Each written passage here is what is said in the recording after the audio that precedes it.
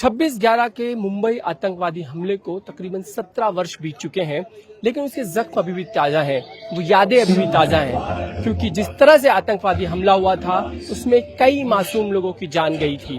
मुंबई जो सामान्य जीवन था उस दिन, लेकिन रात के 9:30 बजे और उसके बाद मुंबई का आयाम ही बदल गया। हमारे साथ संजय गोविलकर हैं, जो मुंबई में पुलिस अधिकारी हैं, और उस वक्त अजमल कसाब को पकड़ने में उनकी बड़ी भूमिका रही है। वो रात सबसे अहम थी जब 9:30 बजे के बाद आतंकवादी हमला शुरू हुआ था। संजय गोविलकर हमारे साथ। सर, 17 वर्ष जब बीत जाते हैं मुंबई टेरर अटैक को, वो पूरा दृश्य इस वक्त आंखों के सामने से गुजर रहा होगा। अजमल कसाब को पकड़ने के लिए कितना चैलेंजिंग था, अगर इस वक्त तो आप उसे याद करो इस क्षण को। पहली बात तो ये जो 17 साल है, जब भी हम 26/11 को याद करते हैं, वो 17 साल या सालों की दूरी हम एक सेकंड के लिए मिट जाती है, क्योंकि हम उस लम्हे में चले जाते हैं। 26/11 का हमला ये सिर्फ हमारे मुंबई के ऊपर नहीं, बल्कि हमारे देश के ऊपर वो हमला था। और मुंबई पुलिस का मैं पार्ट होने की वजह से मुझे गर्व महसूस होता है कि हम लोग एक आतंकवादी को जिंदा पकड़ सके, और उसे जिंदा पकड़ने की वजह से पूरे देश के सामने, पूरे राष्ट्र के सामने और पूरे वर्ल्ड के सामने ये प्रूव हो गया कि हमारे देश पर आतंकवादी हमले के पीछे पाकिस्तान का हाथ है और किस तरह से उन्हें ट्रेन किया था। So I am really thankful to all my team along with Ombale साहब कि हम लोग वहां पे पहुंचे और कसाब को जिंदा पकड़ा। और जिस वक्त हम अजमल कसाब भाग रहा था, मतलब गाड़ी में था, उस वक्त तुकाराम ओमले ने जिस तरह से उसे पकड़ा, उस वक्त के दृश्य को आप किस तरह से अगर नरेट करें इस वक्त? उस दिन एक्चुअली जब ड्यूटी खत्म करके मैं घर पे गया था, घर पे जैसे ही गया टीवी पे देखा कि लिपोर्ट के सामने फायरिंग हो रही है, और जैसे ही देखा तुरंत मैंने, मेरी वाइफ साथ में है, तो मैंने वाइफ को कहा कि मुझे पुलिस स्टेशन जाना पड़ेगा। मोटरसाइकिल से मैं यहाँ पे पहुंच गया अपने गिरगांव चौपाटी। वहाँ पे हमारे हेमंत बावधनकर साहब है, वो वहाँ पे मेरे सीनियर थे। तो हम लोग, मैंने देखा कि यहाँ पे जो और हमारे दोस्त खड़े, शेलके, माने, चंदू कामले, संजय पाटिल, निकम, आवाड, कोल्हे, तो हम सब लोग वहाँ पे नाकाबंदी के लिए खड़े थे। बराबर 12:15 बजे एक स्कोडा कार आ गई। स्कोडा कार में 2 लोग बैठे थे, और मैं एकदम शॉर्ट में बता रहा हूँ ये सब चीजें। तो हमने जैसे ही चिल्लाया रुको करके, तो उन्होंने गाड़ी का वाइपर चालू किया, ये अपना क्या बोलते हैं, लाइट्स चालू किए, और जैसे ही हम लोग गाड़ी की तरफ आगे बढ़े तो उनको देखा कि बैरिकेड से आगे नहीं बढ़ सकते थे, गिरगांव चौपाटी से आगे, तो उन्होंने यू टर्न लेने की कोशिश की। यू टर्न बैठा नहीं और गाड़ी डिवाइडर पे जाके रुक गई।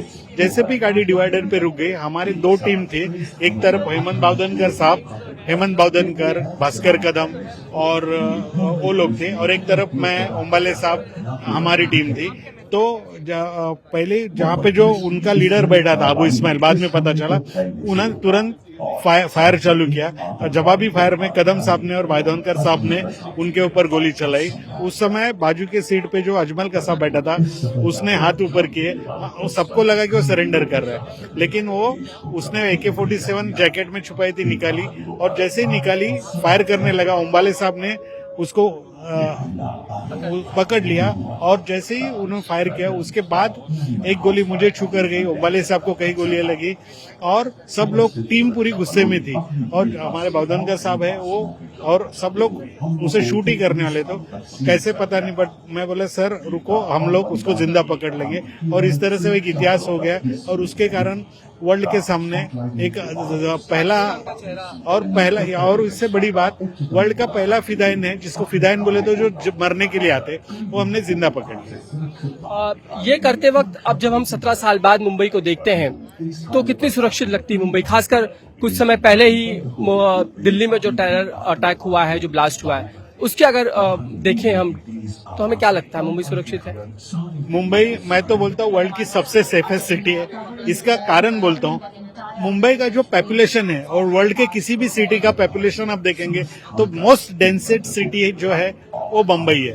लेकिन by the grace of God यहाँ पे लॉ एंड ऑर्डर और ये हर सिक्योरिटी एजेंसीज यहाँ पे बहुत अच्छी तरह से काम करती है। चारों तरफ समुंदर से घिरा हुआ है। यहाँ पे अपने जो मरीन या नेवी अपना दिन रात अपने देश की रक्षा कर रही है। इंटरनल मुंबई पुलिस है, उसके साथ एनएचजी हमारे साथ रहती है। जो भी आईबी, रॉ, जो भी एजेंसीज है, सब एक दूसरे के देश की सुरक्षा के मामले में कोई भी एजेंसी कॉम्प्रोमाइज नहीं करती। सब लोग अपना देश एक फक्र के हिसाब से काम करते हैं। तो Mumbai is the safest city और सब एजेंसी का हब यहाँ पे होने के कारण everything is easily available in Mumbai. एक आखिरी सवाल, अब जबकि 17 साल बीत चुके हैं तो मुंबई पुलिस टेक्नोलॉजी के भी मामले में कहे तो किस तरह से रिफॉर्म हुआ है? और रिफॉर्म जो रोजमर्रा के क्राइम हैं वो तो हैं ही, लेकिन इसके अलावा टेरर अटैक या जैसी हमलों को रोकने के लिए हम पूरी से फुल इक्विप्ड हैं। एटीएस करके अपनी जो एक ब्रांच है महाराष्ट्र पुलिस की एंटी टेरर स्क्वाड, वो 24/7 इसके ऊपर काम कर रही है। हर पुलिस स्टेशन में एक एटीएस स्टाफ बनाया गया है। साथ में अलग अलग जो हमारी पुलिस की इंटरनल एसबी है, आईबी है, ये सब चीजें इकट्ठा मिलके काम कर रही है। और टेक्नोलॉजी आपको पता है, जिस तरह से टेक्नोलॉजी ये पिछले 10 साल में प्रगति की है, उसका जैसे क्रिमिनल उसका फायदा उठाते हैं, वैसे पुलिस भी डेफिनेटली उसका फायदा उठाएगी। आप देखते होंगे पहले कोई भी गुनाह होता होगा तो उसे ढूंढने के लिए हम लोग को ह्यूमन इंटेलिजेंस के ऊपर डिपेंड रहता था, लेकिन आज के डेट में हम टेक्नोलॉजी के ऊपर डिपेंड है। सीसीटीवी की मदद होती है। कोई भी आरोपी का अगर मोबाइल है तो उसके लोकेशन के कारण हम लोग उसको पकड़ रहे हैं। तो technology is playing fantastic job in this all phenomena. से बातचीत करने के लिए ये थे संजय गोविलकर, जिन्होंने बताया कि 17 साल भले ही बीत चुके हों मुंबई के टेरर अटैक को, लेकिन मुंबई की जो पुलिस है वो पूरी तरह से इक्विप्ड है, पूरी तरह से वो तैयार है किसी भी हमले से निपटने के लिए। आइए हम वो दृश्य भी खासकर दिखा दें कि आज किस तरीके से 26/11 के उस आतंकवादी हमले को मुंबई जो है याद कर रही है, उसको जो उसके शहीद हैं जिन्होंने अपने प्राणों की आहुति दी, उन सभी को इस वक्त नमन करने का, अभिवादन करने का आज का दिन है। क्योंकि इसी तरह से शाम बीत रही थी और 9:30 बजे के बाद मुंबई पे 10 आतंकवादियों ने जो पाकिस्तान से उन्होंने हमला किया था, इसमें कई मासूमों की जानें गई थी। 17 वर्षों बाद जिन्होंने अपने प्राणों की आहुति दी, बलिदान दिया मुंबई को बचाने के लिए, मुंबईकरों को बचाने के लिए, उनके नाम हम इस वक्त हम देख सकते हैं, उन शहीदों की तस्वीरें यहाँ देख सकते हैं कि इन लोगों ने प्राण की आहुति दी, इसके चलते मुंबई सुरक्षित रह सकी। बात करें अशोक कामटे हो, हमारे साथ संदीप उन्नीकृष्णन है, गजेंद्र सिंह है, तुकाराम ओमले हो, विजय सालस्कर हो, जयवंत पाटिल हो, ये सारे मुंबई के और एनएसजी कमांडो, इन सब ने मिलकर मुंबई को सुरक्षित रखा। एक अहम भूमिका रही। उन्होंने अपनी जान की परवाह नहीं की, बल्कि उन दहशतवादियों को उन्होंने मार गिराया। ये जो मोमबत्तियां इस वक्त हम चलते देख रहे हैं, ये उन सभी शहीदों को श्रद्धांजलि है, अभिवादन है कि उनके चलते, उनके शौर्य के चलते ही मुंबई सुरक्षित रह सकी है। क्योंकि 26/11 यानी आज ही के दिन मुंबई पर आतंकवादी हमला किया था। उन 10 लोगों ने जिसके आतंकवादी हमले में कई लोगों की जाने गई और आज उनको अभिवादन करने का दिन है। कैमरामैन अरुण के साथ समीर भी से, इंडिया टीवी, मुंबई।